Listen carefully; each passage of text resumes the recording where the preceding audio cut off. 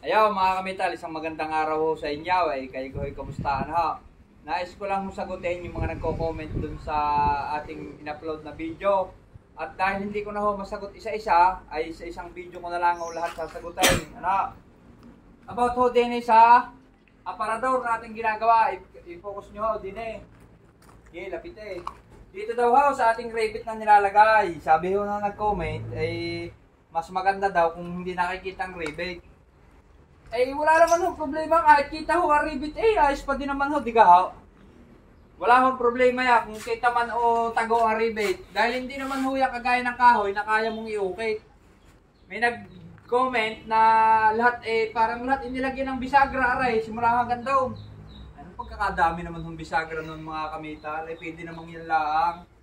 Di ka ho? Ayos naman ho kahit kita ang ribbit, wala naman hong problema kahit kita ang ribbit.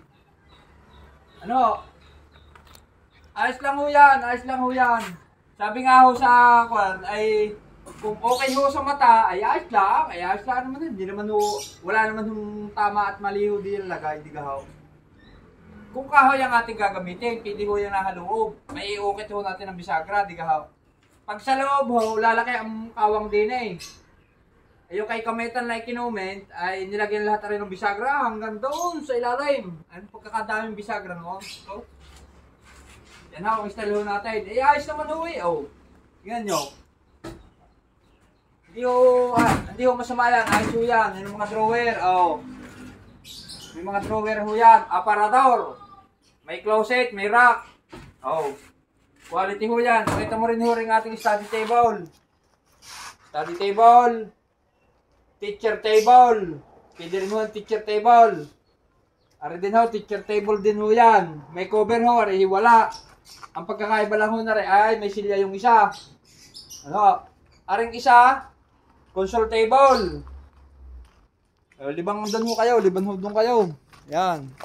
Kita si mama At tapos are, TV rack. Tapos yun ay cabinet ng bed frame. Headboard, yan ang ating mga ginagawa. Pakita mo doon ating mga ginagawa. Yan. Yan ho yung ating mga ginawa, mga double deck, loop bed. Iba't iba na ho yan. Yan ho mga kamital.